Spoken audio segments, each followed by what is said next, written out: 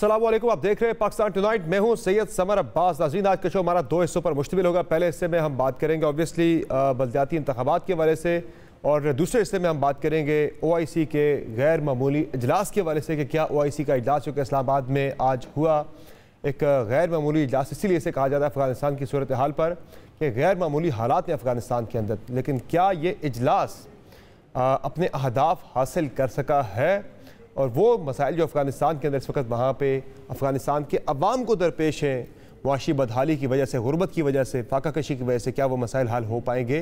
पहले हम बात करेंगे बल्दियाती इंतखाबात के हवाले से। खैबर पख्तूनख्वा के 17 अजला में आज बल्दियाती इंतखाबात पर वोटिंग के बाद गिनती का अमल जारी है, और कई ऐसे डिस्ट्रिक्ट हेडकोार्टर्स हैं कि जहाँ पर बड़ा ही टफ कंपटीशन है डिवीजनल हेडकोार्टर्स के अंदर, जिनमें पर्टिकुलरली पेशावर में एक बड़ा टफ मुकाबला है, मर्दान के अंदर बहुत ही टफ मुकाबला है, और इसके साथ साथ नौशहरा के अंदर जो तहसील चेयरमैन का इलेक्शन है वहाँ पीपल्स पार्टी और पाकिस्तान तहरीक इंसाफ के दरमियान बहुत ही कांटे का मुकाबला है। दोनों तरफ दोनों कज़न्स हैं, परवेज़ खटक साहब के बेटे हैं वहाँ पे PTI के टिकट पर, और पीपल्स पार्टी के टिकट पर उनके भतीजे इलेक्शन लड़ रहे हैं। एक बड़ा ज़बरदस्त कंपटीशन जहाँ पे भी देखने को मिल रहा है। ओवरऑल इस पर हम आज के इस प्रोग्राम में बात करेंगे, चूँकि ये बल्दियाती इलेक्शन जो है ये महज एक बल्दियाती इलेक्शन नहीं है, ये पाकिस्तान तहरीक इंसाफ की परफॉर्मेंस जो है खैबर पख्तूनख्वा के अंदर उसका एक टेस्ट भी है, और अगले यानी 2023 के इंतखाबात में क्या वोटिंग ट्रेंड होगा उसको भी ये इलेक्शन जो है वो इंडिकेट कर रहा होगा। हमें प्रोग्राम में के पहले हिस्से में ज्वाइन किया है हम नुमाइंदा हम न्यूज़ नौशहरा से मोहम्मद अमीन से भी हम बात करेंगे, उनसे तफसीलात जानेंगे कि नौशहरा की क्या सूरत हाल है। फिर हम तारिक वहीद साहब से बात करेंगे, ब्यूरो चीफ हैं हम न्यूज़ के पेशावर में। अहमद वली खान साहब से भी हम जानेंगे ANP की ओवरऑल सूरत हाल क्या चल रही है। फैसल करीम कुंडी साहब में ज्वाइन कर रहे हैं प्रोग्राम में, पाकिस्तान पीपल्स पार्टी के तर्जुमान हैं, और शौकत यूसुफजई साहब पाकिस्तान तहरीक इंसाफ से हमें ज्वाइन कर रहे हैं, सूबाई वज़ीर हैं। बहुत शुक्रिया आप तमाम मेहमानों का अपने प्रोग्राम में कीमती वक्त दिया। सबसे पहले ज़रा एक अपडेट ले लेते हैं क्विकली तारिक वहीद साहब से और मोहम्मद अमीन से, जो हमारे ब्यूरो चीफ है और रिपोर्टर हैं वहाँ पे। तो तारिक वहीद साहब, पहले आप ज़रा बताइएगा ओवरऑल क्या सिचुएशन इस वक्त चल रही है। आज काफ़ी ज़्यादा रही गहमा गहमी हमने देखी इस इलेक्शन के अंदर, कहीं सास बहू का इलेक्शन हो रहा है, कहीं हम देख रहे हैं कि चचे भतीजे यहाँ पे इलेक्शन लड़ रहे हैं, कहीं कज़न्स आपस में एक दूसरे के मुकाबले में हैं। चूँकि ज़ाहिर है निचली सतह पे इलेक्शन हो रहा है, लेकिन ट्रेंड क्या है हमें ज़रा बता दें काइंडली। पेशावर के अंदर क्या सूरत हाल है, पर्टिकुलरली देखा जाए जो बड़े मुकाबले हैं इस वक्त कहाँ पे हो रहे हैं, उनमें क्या इस वक्त सूरत हाल चल रही है।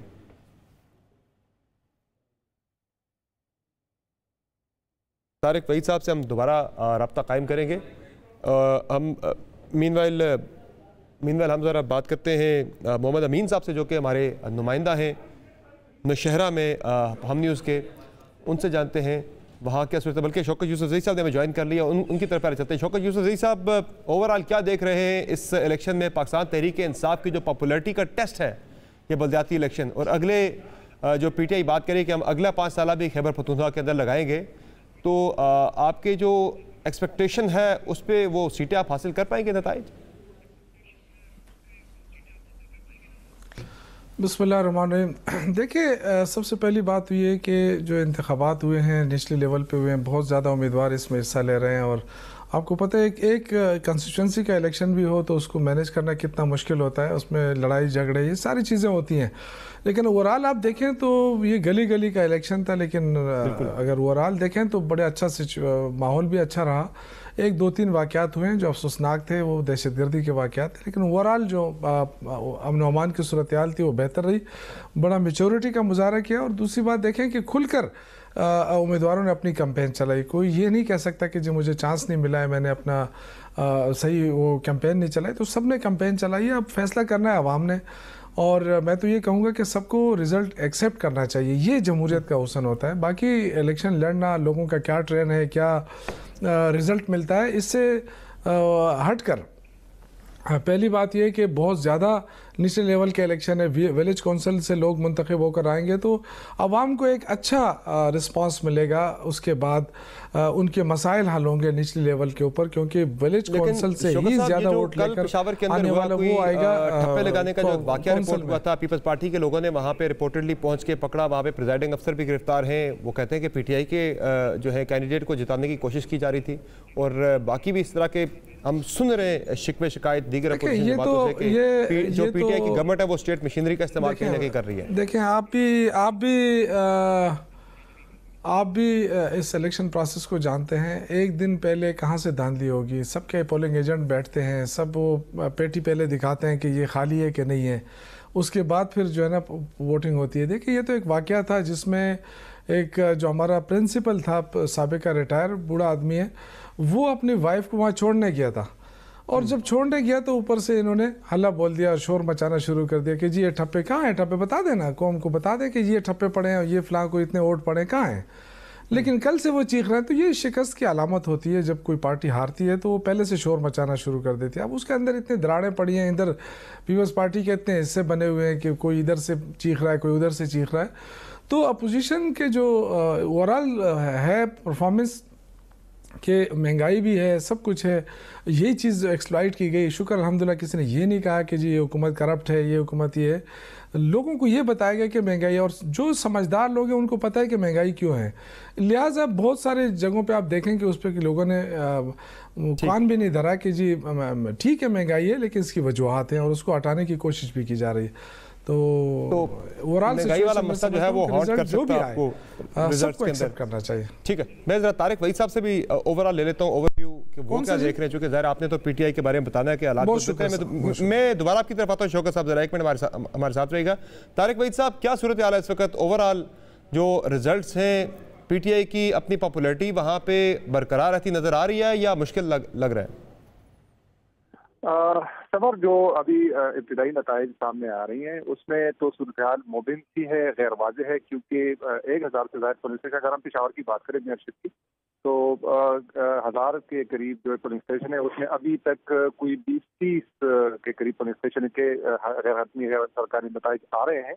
तो उसके मुताबिक जो है वो पहले अभी 2-3 पुलिस स्टेशन जो नताइज नहीं आए थे तो उसमें पीटीआई के रिजवान बंगश लीड कर रहे थे, कोई 3000 से ऊपर उसके वोट आ रहे थे। इस तरह रनर अप में जेयूआई के जुबैर अली आ रहे थे, लेकिन अभी जैसे जैसे मजीद पुलिस स्टेशन के रिजल्ट आ रहे हैं तो उसमें जुबैर अली लीड कर रहे हैं।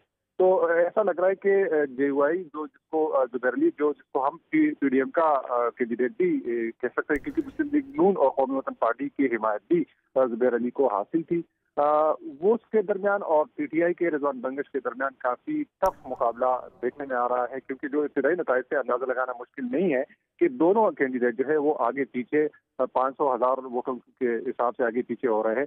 तो अभी तो सूरत-ए-हाल वाज़ेह नहीं है, लेकिन यही नजर आ रहा है कि 4 जो बड़े कैंडिडेट उसमें 2 जो है टफ मुकाबले सामने आ रहे हैं, जुबैर अली के और रिजवान बंगश के। दूसरी जानिब अगर हम देखें नौशेरा, तासीर हुसैन नौशेरा के जो नताइज सामने आए हैं, तो उसमें कजन जो है एक परवेज खटक वज़ीर दिफा के फर्जंद है इसाक खटक, और साथ ही उसका भतीजा जो है आहत खटक, वो मद मुकाबिल है। तो उस वहाँ पर जो इतलात आ रही है 30 के करीब पुलिस स्टेशन के नताइज सामने आए हैं, तो उसमें वज़ीर दिफा परवेज खटक के फर्जंद जो है इसाक खटक वो लीड कर रहे हैं। 3000 के करीब वोट है और तकरीबन निस्फ के करीब जो वोट है वो रनर अप में आहत खटक के है।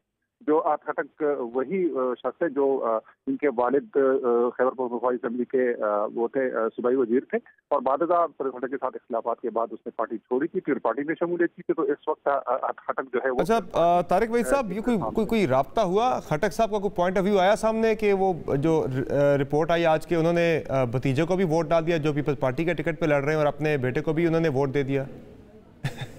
देखिए, अभी तो उनसे बात नहीं, ये खबरें तो आ रही थी लेकिन अभी इसकी तस्दीक नहीं हो सकी है। दूसरी जानिब अगर हम देखें उधर जाए मर्दान चले जाए, तो वहाँ पर मर्दान सिटी मेयरशिप के लिए एमपी के जो साबिक नाज़िम भी रहे हैं हिमायत मायार, वो मजबूत कैंडिडेट के तौर पर सामने आ रहे हैं। अभी तक जो नताइज सामने आ रही है 30-35 पुलिस स्टेशन के, तो उसमें हिमायत चारसदा और सवाबी में क्या सूरत हाल है? सवाबी में जो अभी तारीख चारसदा में, सवाबी के अभी अपडेट नहीं है, लेकिन चारसदा में जो तारीख है उसमें जेयूआई के जो उम्मीदवार है वो लीड कर रहे हैं। अभी अवामी इस्लामी पार्टी के उम्मीदवार जो है वो सामने आ रहे हैं। लेकिन जिस तरह मैंने बताया समर की जो है वो ठीक नहीं होगा। सिर्फ ये अंदाजा लगाया जा सकता है कि कौन कौन से कैंडिडेट और वो उनके दरमियान टफ मुकाबला होगा। आपको बताया कि 1000 के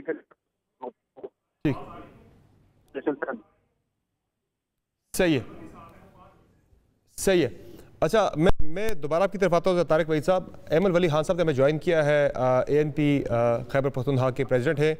एमल वली खान साहब, जो ओवरऑल इस वक्त इंतखाबी माहौल है, इस वक्त वोटों की गिनती जारी है, एक इस वक्त ANP हमें नज़र आ रही है, पेशावर में कंपटीशन में नज़र आ रही है, लेकिन अब तक के जो गैर हतमी गैर सरकारी नताइज हैं वहाँ पे कैंडिडेट चौथे नंबर पर जा रहे हैं।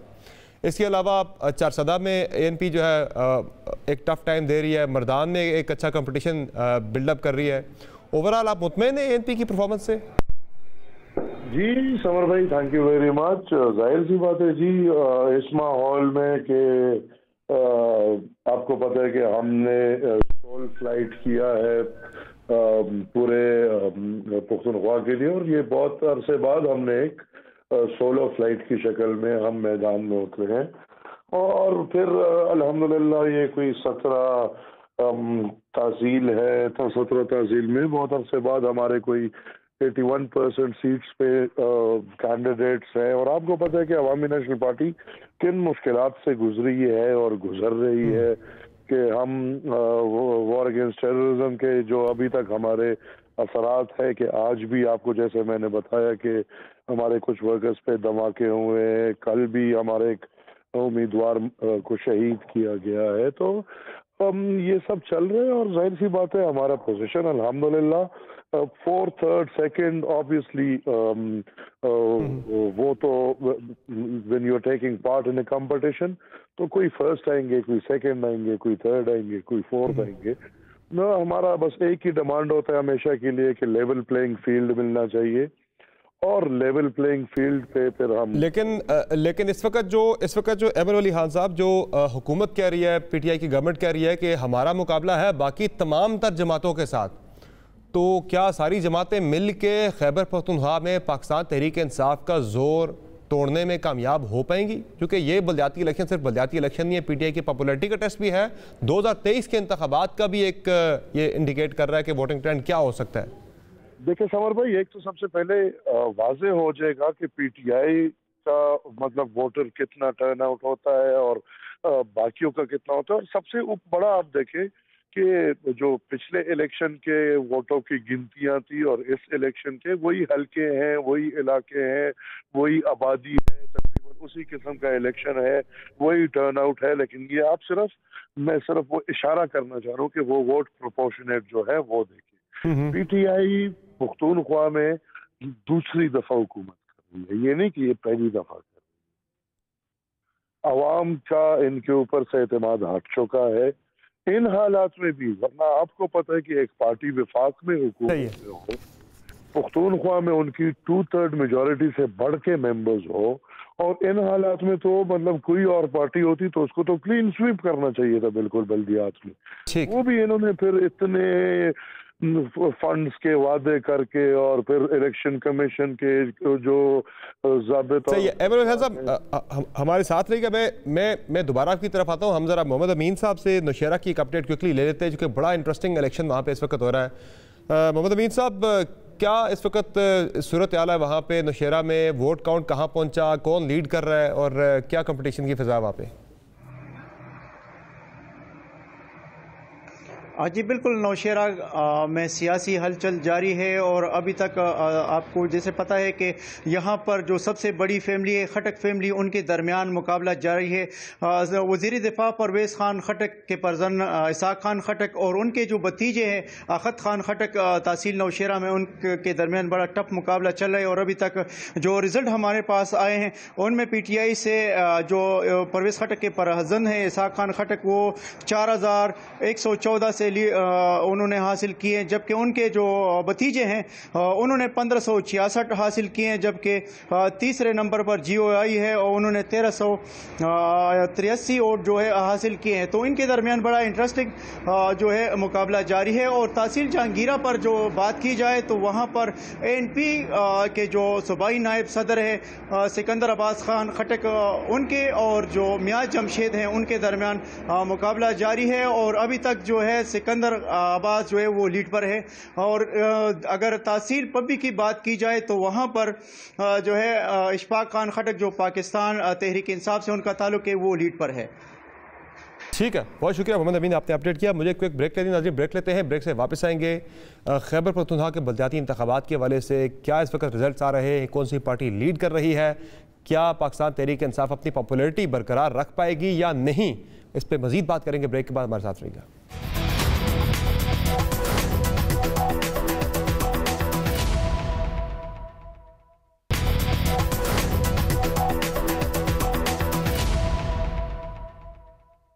वेलकम बैक द शो नाज़रीन। बात हो रही है खैबर पख्तूनख्वा के बलदियाती इंतखाबात के हवाले से, और ब्रेक से पहले हमें नौशेरा से काजी अमीन हमें अपडेट कर रहे थे वोटिंग के हवाले से, जो नताइज वहाँ पे आ रहे हैं और वो डिटेल जो अपडेट उन्होंने दी उसके मुताबिक PTI जो है वो लीड कर रही है अभी तक नौशेरा के रिज़ल्ट्स में, लेकिन पीपल्स पार्टी भी साथ साथ उनके है। बड़ा टफ कंपटीशन है वहाँ पे, बाकी जगहों पे भी हम अपडेट्स लेंगे। तो अमीन भाई ज़रा बताइएगा मुझे कि वो खटक साहब के वोट का ज़रा बता दें कि वो कोई उन्होंने की तरफ से वजाहत कोई आई है कि वो दोनों को वोट क्यों दिया, गलती से दिया या जानबूझ के दिया?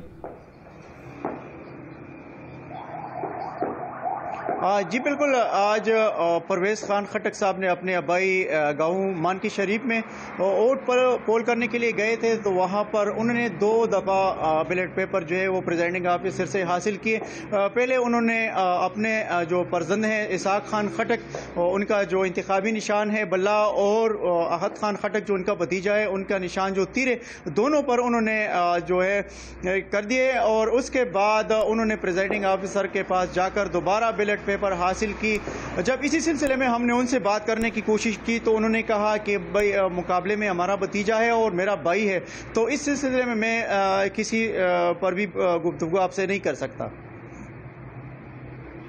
सही है, तो कितने पुलिस स्टेशन रह गए अभी, रिजल्ट उनका आना बाकी है और लग क्या रहा है, किसका चांस ज़्यादा है?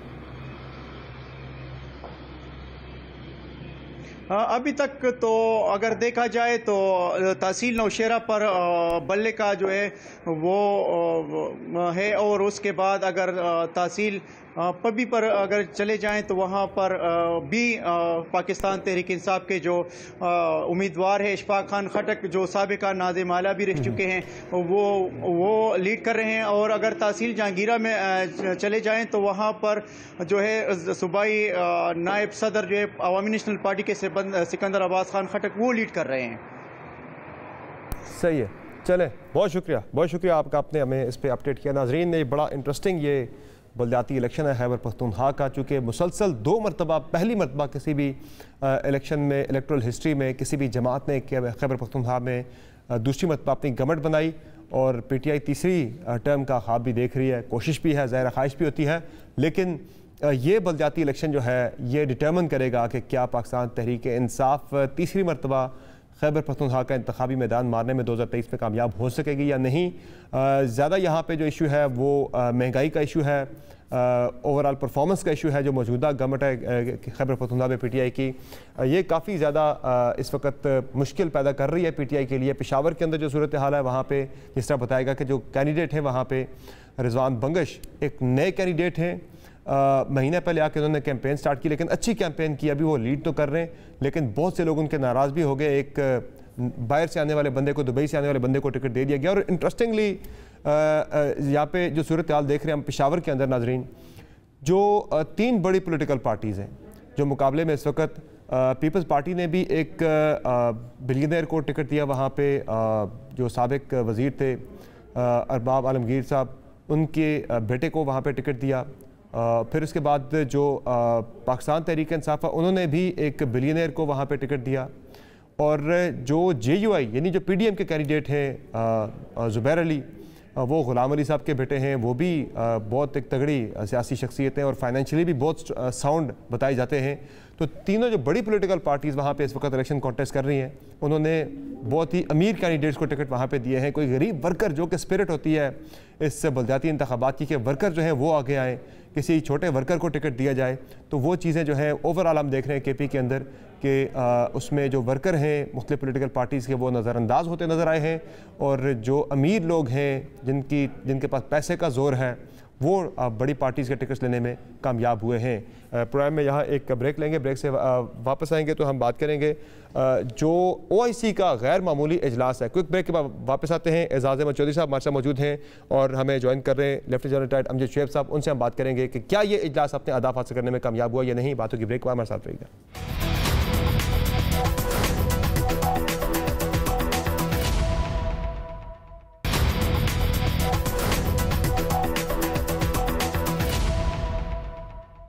Welcome back to the show नाज़रीन। अब बात हो जाए OIC वज़ीर ख़ारजा कौंसिल के गैर मामूली इजलास के हवाले से, जो कि अफ़गानिस्तान के अंदर भूख और अफलास की जो सूरत हाल पैदा हो रही है। इमरान खान साहब ने आज इस अहम इजलास में गुफ्तगू करते हुए कहा कि बताया जो इस वक्त सिचुएशन है अफ़गानिस्तान के अंदर के वहाँ पे एक बहुत बड़ा इंसानी बहरान जन्म ले रहा है और अगर ये मदद ना की गई अफ़गानिस्तान के अवाम की तो अगले चंद महीनों के अंदर तकरीबन 2 करोड़ 30 लाख अफराद जो हैं वो भूख और अफलास का शिकार हो सकते हैं, जो कि बहुत बड़ा एक इंसानी अलमिया है इस वक्त जो जन्म ले रहा है अफ़गानिस्तान के अंदर। एक बड़ा ही पॉजिटिव स्टेप पाकिस्तान की तरफ से लिया गया। खित्ते में एक मरतबा फिर से एक रिस्पॉन्सिबल कंट्री होने का पाकिस्तान की तरफ से सबूत दिया गया।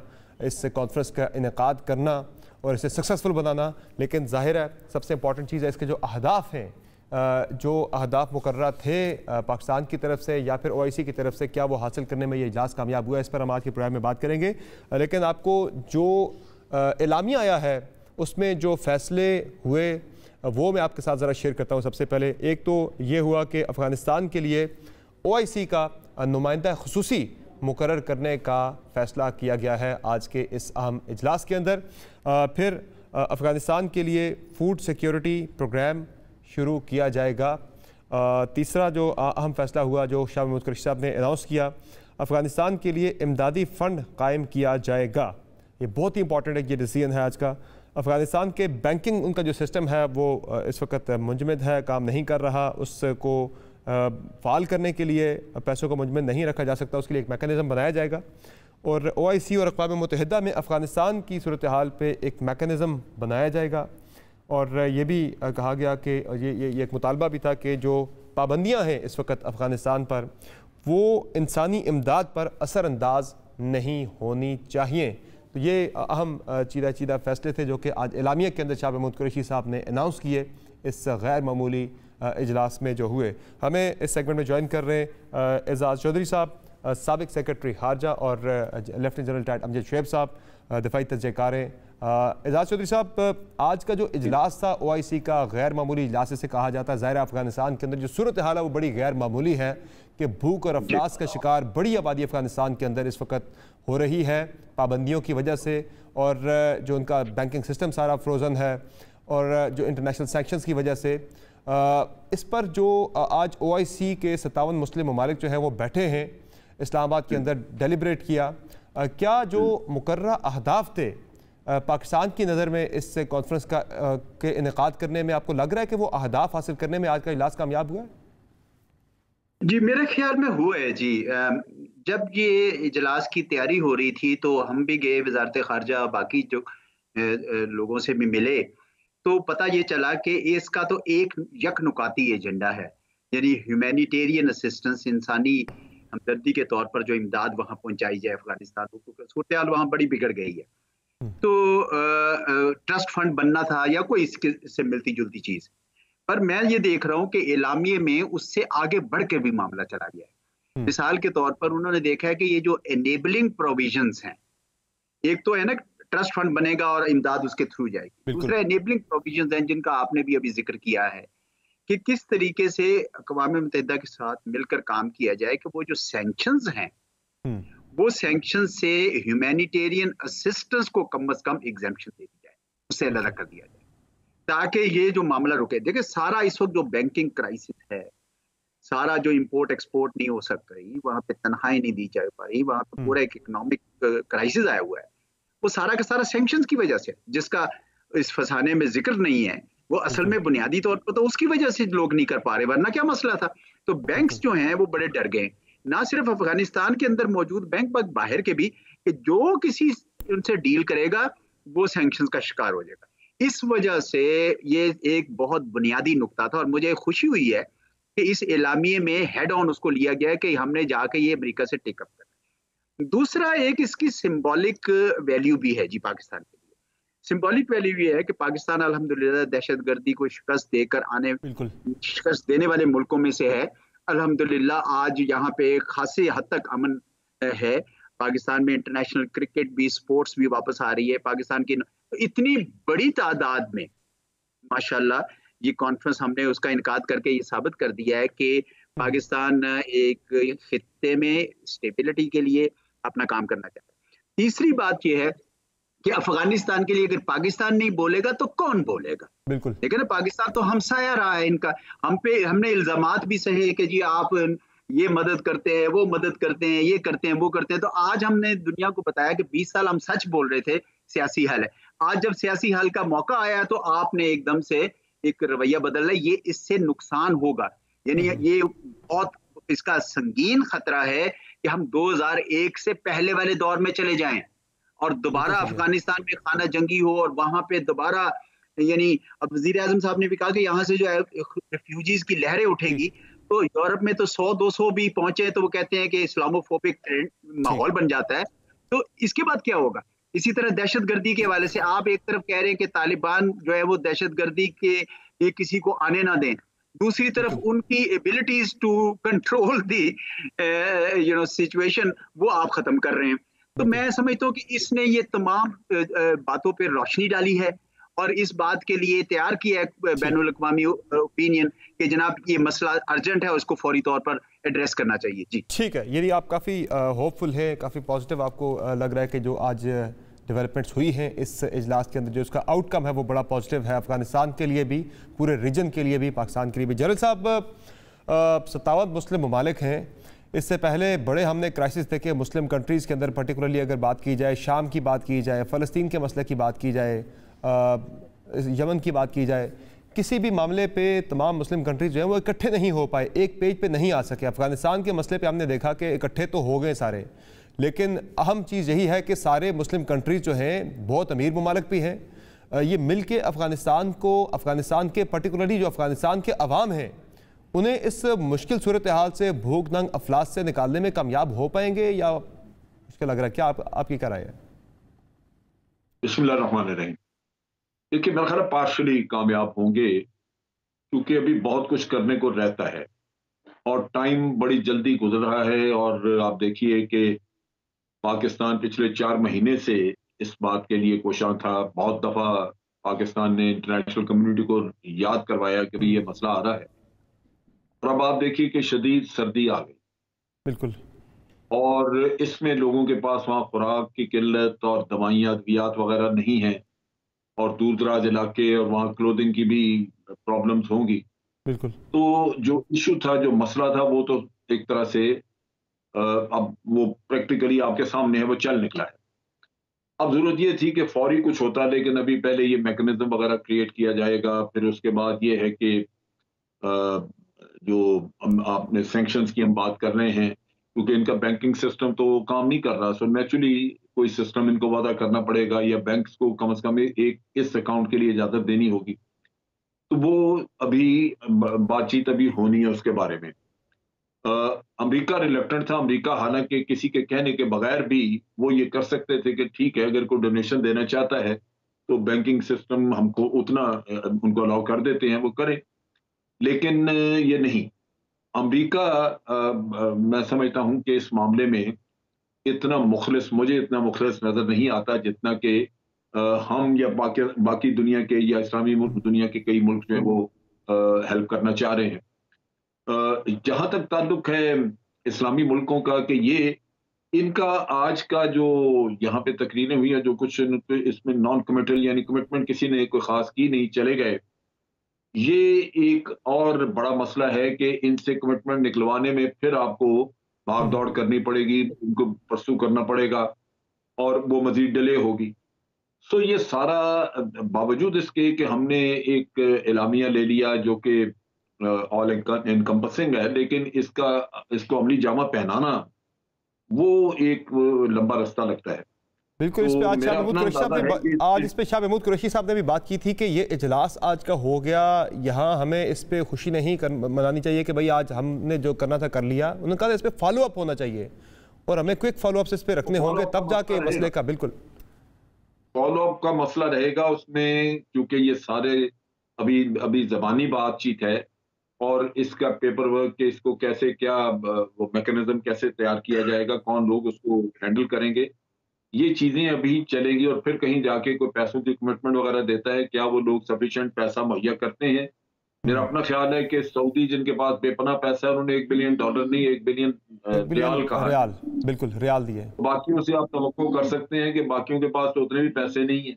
सो नेचुरली मेरा नहीं ख्याल कि कोई बहुत बड़ी आप एक्सपेक्ट कर रहे हैं जनरल साहब के आज कुछ यहाँ पे अनाउंसमेंट्स आनी चाहिए थी, कुछ प्लेज करना चाहिए था जो ममालिक यहाँ पे आज आए थे, आज प्लेज होना चाहिए था और उससे लगता कि लोग फराखदिली से कर रहे, खुल के करना चाहिए था, ताकि नजर आता है कि इस्लामी दुनिया जिनके ऊपर अपना मजहबी फरीजा भी है, इंसानी फरीजे के अलावा एक मजहबी फरीजा भी है कि आपके मुसलमान भाई भूख से जिंदगी अपनी जो उनकी अजीरन हुई पड़ी है, तो वहां पे कम से कम आज ऐसा होता कि खुल के ये उसमें डोनेशन वगैरह देते या प्लेज करते कि जी हम इतना दे रहे हैं, तो एक उम्मीद बन जाती, आपको अंदाजा हो जाता कि आप कितना वक्त उनको पानियों को आगे रिलीफ दे सकते हैं, उनकी हेल्प कर सकते हैं। बिल्कुल सही। लेकिन अभी तो अनसर्टेनिटी है, बिल्कुल टोटल अनसर्टेनिटी कि आपको अंदाजा ही नहीं कि कुछ पैसे और भी आएंगे या नहीं आएंगे। बिल्कुल सही। एजाज चौधरी साहब, जाहिर है इस वक्त पाबंदियां हैं, पाबंदियों की वजह से सारी सूरत हाल अफगानिस्तान के अंदर जो मुआशी उनके हालात हैं वो ख़राब से ख़राब तर होते जा रहे हैं, लेकिन दूसरा जो एक बड़ा मामला अहम है वो अफ़गानिस्तान को तस्लीम किए जाने का भी है, उससे भी ये मामलात बहुत ज़्यादा जुड़े हैं। ये जो वहाँ की गवर्नमेंट को तस्लीम किए जाने के हवाले से भी आपको लग रहा है कोई रास्ता खुलेगा इस आज के इस इवेंट के बाद? जी, इससे पहले मैं ज़रा फॉलो अप के मुतालिक बता दूं कि मेरा ये ख्याल है कि इस्लामिक डेवलपमेंट बैंक में ये ट्रस्ट फंड बना है और उनका एक बड़ा फ़ाल निज़ाम है प्लेजेस लेने का और उनका डायरेक्ट राब्ता है तमाम मेंबर स्टेट से। तो मैं इतना नाउमीद नहीं हूँ कि कोई और मुल्क जिसने प्लेज यहाँ नहीं किया वो बाद में नहीं करेगा। उसके बाद ये है कि कुछ जो भी ट्रस्ट फंड बनता है उसकी कुछ मोडेलिटीज बनती हैं। देखिए, आज की कॉन्फ्रेंस से पहले क्या हो रहा था? कुछ भी नहीं हो रहा था, सब हाथ पे हाथ धरे बैठे थे और कह रहे थे कि ये सूरत हाल बिगड़ रही है, अक़वाम मुत्तहिदा भी ऐलान कर रहा है, वार्निंग्स आ रही हैं, अलार्म बेल्स बज रही हैं, लेकिन कहीं कुछ नहीं, आगे कोई नहीं बढ़ रहा था, अमलन आगे कोई नहीं बढ़ रहा। बिल्कुल। तो मैं ये समझता हूँ कि कोई अमेरिका का इंतजार कर रहा है, कोई यूरोप का इंतजार कर रहा है, कोई खित्ते का इंतजार कर रहा है, कोई तालिबान पे दबाव लगा रहा है कि आप पहले अपने सारे हालात ठीक करें फिर हम आगे आएंगे। तो मेरे ख्याल में शुरुआत हुई है, अच्छी शुरुआत हुई है, फॉलो अप होना चाहिए, हर चीज का फॉलो अप ही उसकी असल पायदारी बनता है। तो इस वजह से ये तो ठीक है। अब आ गया आपने जो दूसरा कहा कि रिकग्निशन का मसला, इनकी तस्लीम करने का मसला, ये इसमें दोनों मसाइल हैं जी, कानूनी मसाइल भी हैं और सियासी मसाइल भी हैं। कानूनी मसाइल तो अब सबको वाजे हो गए, सबको पता चल गया है कि ये जो पेचीदगियां हैं वो सैंक्शंस की हैं। कोई भी हुकूमत अपने आप पे सैंक्शन लगवाने को तैयार नहीं है, वो इसलिए वहां से जब तक एग्जेम्पशंस नहीं मिलती हैं, डी लिस्टिंग होनी थी, यानी फरवरी 2020 का जो मुआहदा था उसके तहत अमेरिका ने डी लिस्टिंग करनी थी। लेकिन जो मुझे अमेरिका में बातचीत जो मेरी तरफ हुई है, वहां यही तासुर मिल रहा है कि वहां पे दाखिली सियासत की वजह से बाइडेन साहब का कोई मूड नहीं है कि वो इनके लिए कोई मसाइल हल करे। तो ये जो कानूनी पेचीदगी के बगैर, तो अब ये 1990s नहीं है कि आपने कर दिया, उस वक्त तो सैंक्शंस नहीं थी, अब हैं। दूसरी बात ये है कि सियासी मसला है, सियासी तौर पर जो भी मुल्क पहल करेगा। अब मुझे पता है कि हमारे मुल्क में बहुत सारे दोस्त और दानिश्वर ये कहते हैं कि नहीं जी आप आगे बढ़े तो बाकी भी आ जाएंगे। मैं कहता हूँ नहीं आएंगे, मत करें इस तरीके से, क्योंकि पाकिस्तान को भी आप मुश्किल में धकेल देंगे। इसलिए पाकिस्तान की जो इस वक्त खारजा पॉलिसी है वो दुरुस्त सिमत में है कि हम खित्ते के मुमालिक के साथ बड़ा करीबी राब्ता रखे हुए हैं ताकि एक रीजनल अप्रोच और सारे मिलकर फैसला करें। अमेरिका और यूरोप भी उसी वक्त आपकी बात को वजन देंगे तस्लीम करने के हवाले से जब चीन और रूस और ईरान और सेंट्रल एशियंस और पाकिस्तान और तुर्की ये सब साथ होंगे। तो इस वजह से इसमें जल्दी नहीं करनी चाहिए, ये बहुत सियासी और इसमें पेचीदगियां हैं, इसको जरा देख कर करना चाहिए। लेकिन इससे कता नजर इस पे तवज्जो तो है, इस वक्त तवज्जो उसका मरकज जो है बहरहाल वो ह्यूमैनिटेरियन रहना। बिल्कुल सही है। ज़ाहिर है ये सारी चीज़ें आपस में इंटरकनेक्टेड हैं, इंटरलिंक्ड हैं। जनरल साहब, वो जो 9.5 बिलियन डॉलर की जो अफ़गानिस्तान के एसेट्स जो हैं वो अमेरिका ने फ्रीज़ कर रखे हैं, उसकी वजह से ये काफ़ी सारे मसाइल इस वक्त वहाँ पे पैदा हो रहे हैं। बाकी दुनिया भी ज़रा उन्हीं पाबंदियों को देख रही है। अमेरिका अब आगे देख रहा है चाइना की तरफ के चाइना आ गया है, रशिया की तरफ देख रहा है कि रशिया आ गया। ये ग्लोबल पावर जो है आज की इस मूवमेंट के बाद जो एक सिलसिला शुरू हुआ है वो कुछ थोड़ी सी मूव होंगी इस पर, या फिर उनका अपने जो मामलात हैं इंटरनेशनल जो ग्लोबल एक उनकी ग्रेट गेम की भी लड़ाई भी है, बाकी मामलात भी हैं, उस वजह से आगे नहीं आ पाएंगी वो? देखिए, ये जो ह्यूमन राइट्स और इस तरह की बातें, नारे होते हैं जिनको ये हम कहते हैं कि एक इंसानी अलमिया बन रहा है सब कुछ, इन ताकतों के लिए, बड़ी ताकतों के लिए ये मेरा ख्याल है आर्म ट्विस्टिंग के लिए तो ये चीज़ें मौजूद हैं, लेकिन फैसले सारे वो अपने नेशनल इंटरेस्ट की रोशनी में करेंगे। और वो लाजमन लगता यही है कि उनको कोई जल्दी नहीं है इनके फंड्स रिलीज करने की। बैंकिंग सिस्टम भी जैसे नहीं है, उसमें वो फंड्स के जाने का भी मसला है, लेकिन in any case funds release करने की कोई इंडिकेशन है ही नहीं कहीं पे। ये बहाना कि जी हम रिकॉग्नाइज नहीं कर किया, हमने नहीं किया और करेंगे नहीं जब तक कि ये ऑल इंक्लूसिव गवर्नमेंट नहीं बनाएंगे, जब तक औरतों को हुकूक नहीं देंगे। अब औरतें और ये बाकी जिंदा रहेंगे तो फिर ये हुकूक दिए जा सकेंगे, अगर वो भूख से मर गए तो फिर क्या फायदा उनका। तो सबसे पहला तो इंसानी हुकूक में सबसे इम्पोर्टेंट अहम चीज ये है कि किसी को जीने का हक, और जीना बिल्कुल ऐसा ही आप आने के बगैर तो नहीं रह सकते। सो नेचुरली होना ये चाहिए था कि इसमें कतन कोई किसी को कोई ऐसी लंबी चौड़ी साइंस नहीं है कि किसी को पढ़ाने की जरूरत ही है। अमेरिका सब जानता है, वो खुद कर सकते हैं। तो जनरल साहब ये जो इस वक्त हालात अफगानिस्तान के अंदर पैदा हो रहे हैं, खराबी की तरफ जा रहे हैं, इसका पाकिस्तान के ऊपर क्या फॉल आउट आ सकता है इमीडिएटली? एक तो ज़ाहिर है मुहाजिरीन वहाँ से ज़्यादा उनका इन्फ्लक्स दोबारा पाकिस्तान की तरफ बढ़ सकता है। कुछ तो पाकिस्तान पे इसका सबसे ज्यादा इम्पैक्ट, लेकिन बाकी दुनिया पे भी प्रॉब्लम आ सकती है। इसमें पाकिस्तान के लिए जो इशू है वो तो ये है कि हमें इकोनॉमिकली भी मसला आ सकता है। एक तो ये महाजरीन इधर चल पड़े, वो मसला कि वहाँ खुराक नहीं है तो लोग इधर आना शुरू हो जाएं। दूसरी बात ये है कि जिनके पास वहाँ पे पैसा है वो यहाँ से चीजें स्मगल करना शुरू कर दें। और एक चीज और जो इंटरनेशनली भी मसला बन सकती है वो ये है कि जब लोगों के पास कोई पैसा न रहे तो हो सकता है कि वो पॉपी ग्रोइंग की तरफ चले जाएं, और फिर वो नारकोटिक्स जो आज तालिबान ने बैन की हुई है, फिर तालिबान भी आंखें बंद रखें कि चले लोग करें, उसका सब पे मसला बन सकता है, स्मगलिंग बढ़ सकती है। ये सारी चीजें सबसे ज्यादा खित्ते के मुल्कों को नुकसान पहुंचाएंगी, और उनमें खित्ते के मुल्कों में पाकिस्तान सरफहरिस्त है। सबसे ज्यादा पाकिस्तान के लिए खतरा होगा। मगरबी दुनिया ये कहती है कि जी हमने इनसे गारंटी ली थी कि यहाँ पे टेररिज्म नहीं होगा।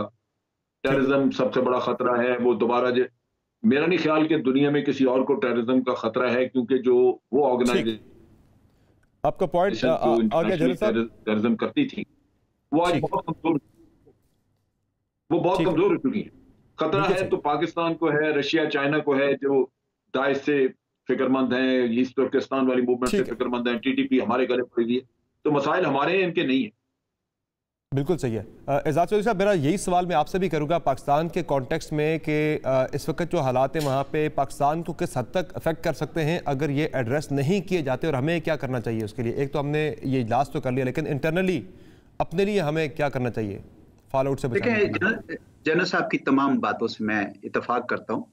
इसके अलावा मैं ये कहूँगा कि पाकिस्तान को बॉर्डर मैनेजमेंट पे जो पिछले चंद सालों से पाकिस्तान ने काम किया है उस पर काम जारी रखा जाए, क्योंकि ये नहीं हो सकता कि इतनी बड़ी रिफ्यूजीज की लहर उठे और सारे के सारे पाकिस्तान में आए, क्योंकि बड़े सियासी उसके नुकसानात भी हो सकते हैं, मुज़मरात हो सकते हैं, उसकी आड़ में बड़े दहशतगर्द स्मगलर्स खुदा जाने कौन कौन आ जाए।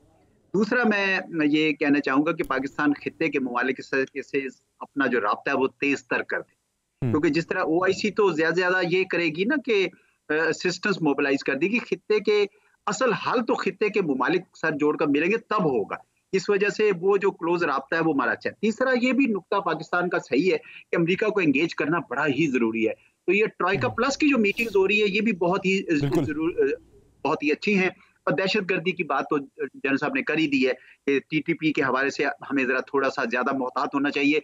याद रखें कि स्पॉयलर्स हैं, और इस वक्त देखें कोयटा में धमाका करके उन्होंने कोशिश की कि हमारी मीटिंग खराब हो, लेकिन अल्हम्दुलिल्लाह हम यानी मीटिंग हमारी खैर खैर सलूकी से मुकम्मल हुई है जी। ठीक है, ठीक है। जनरल साहब, क्विकली ज़रा ये कश्मीर के हवाले से भी आज खान साहब ने बात की, प्राइम मिनिस्टर साहब ने, हमारी शाराग है, इस पर भी कोई OIC आपको कोई हरकत में आती नज़र आएगी कि कोई मीटिंग उस पर भी हो, कोई इजलास, या मुश्किल है वहाँ पे? देखिए, कश्मीर का किस्सा तो चल रहा था पिछले, यानी जब से ये आर्टिकल 370 इंडिया ने एब्रोगेट किया है, 2 साल हो गए, वो इशू तो छेड़ा ही नहीं। बल्कि ये मुल्क जो है, इनमें मसलन अबू धाबी, दुबई को देखिए, तो इन्होंने तो वहां पे खुद उनकी हमायत कर दी, कहा जी अब कश्मीर तरक्की करेगा, इंडिया का ये अंदरूनी मसला है। इसी तरह सऊदी अरेबिया इंडिया से लगातार अपने ताल्लुकात खासतौर पे मार्केट के नुक्ता निगाह से बढ़ा रहा है। तो मेरा नहीं ख्याल कि ये इंटरेस्टेड है कश्मीर के मसले में। ये 1 पॉइंट एजेंडा आज था, उस पे बात हो गई, और कश्मीर अगर साइड लाइन पे किसी ने, प्राइम मिनिस्टर या किसी ने बात की, बहुत शुक्रिया, बहुत शुक्रिया आप तमाम मौजूद मेहमान का अपने प्रोग्राम में कीमती वक्त के। नाज़रीन, यकीनी तौर पे एक बहुत ही अच्छा टाइमली डिसीजन था पाकिस्तान का OIC के इजलास अफगानिस्तान के ऊपर बुलाना, और उम्मीद यह है कि इस इजलास जो है, ये इजलास एक स्टार्टिंग पॉइंट साबित होगा अफगानिस्तान के अंदर हालात की बेहतरी के लिए, पर्टिकुलरली अफगानिस्तान को, अफगानिस्तान की आवाम को एक बड़े इंसानी अलमियत से बचाने के लिए। आज की शो में इजाज़त दीजिए, अल्लाह हाफ़िज़।